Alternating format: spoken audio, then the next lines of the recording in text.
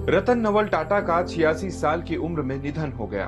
तिरंगे में लिपटा उनका पार्थिव शरीर नरीमन पॉइंट स्थित national centre for performing arts में अंतिम दर्शन के लिए रखा गया है।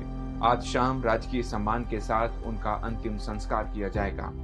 रतन टाटा पारसी परिवार से हैं। पारसियों में अंतिम संस्कार का पारंपरिक तरीका काफी अलग है। पारसियों का पारंपरिक टावर ऑफ साइलेंस क्या है, जिसमें पार्थिव शरीर को गिद्ध जैसे मांसाहारी पक्षियों के लिए छोड़ा जाता है।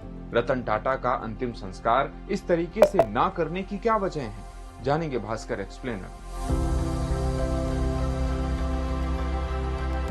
पारसी समुदाय दुनिया का एक बहुत छोटा लेकिन समृद्ध समुदाय है। पारसी धर्म दुनिया के सबसे पुराने धर्मों में से एक है।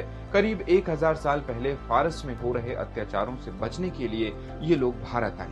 आगे चलकर ये समुदाय भारत में सबसे पढ़े लिखे और अमीर लोगों का समुदाय बना। दुनिया में पारसियों की आबादी 1.5 से 2 लाख के बीच है, जिनमें से 60 से 70 हजार पारसी भारत में रहते हैं। इनमें सबसे ज्यादा 40 से 45 हजार पारसी मुंबई में। बिजनेस के क्षेत्र में टाटा परिवार से लेकर रॉकस्टार फ्रेडी मर्करी और आजादी की लड़ाई में बढ़ चढ़कर हिस्सा लेने वाले फिरोज शाह मेहता, दादा भाई नौरोजी और भीकाजी कामा समेत तमाम लोग पारसी ही थे। पारसियों के अंतिम संस्कार की परंपरा 3000 साल पुरानी है। इनके कब्रिस्तान को दखमा या टावर ऑफ साइलेंस कहते हैं। टावर ऑफ साइलेंस गोलाकार खोखली इमारत जैसा है, जहां मृत्यु के बाद शव को नहला धुलाकर गिद्धों और मांसाहारी पक्षियों को खाने के लिए खुले में छोड़ दिया जाता है। अंतिम संस्कार की इस प्रक्रिया को दोख में नाशिनी कहते हैं। हालांकि आज के दौर में गिद्धों की आबादी तेजी से घटी है, जिस वजह से पारसियों के लिए दोख में नाशिनी प्रक्रिया से अंतिम संस्कार करना आसान नहीं रह गया। नई पीढ़ी अब अपने परिजनों को सम्मान के साथ अंतिम संस्कार करना चाहती है।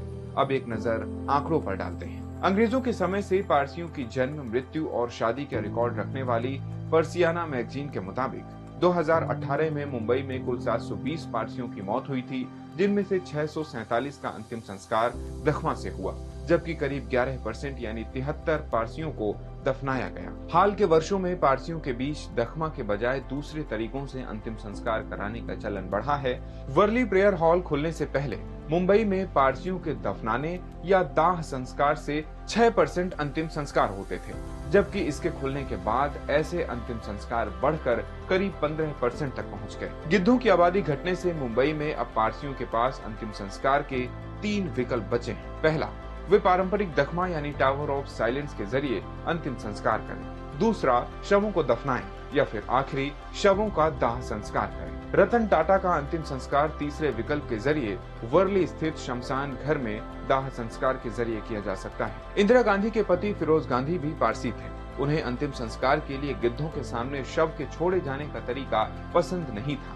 उन्होंने मौत से पहले अपने दोस्तों से कहा था कि उनका अंतिम संस्कार हिंदू रीति रिवाज से हो, और ऐसा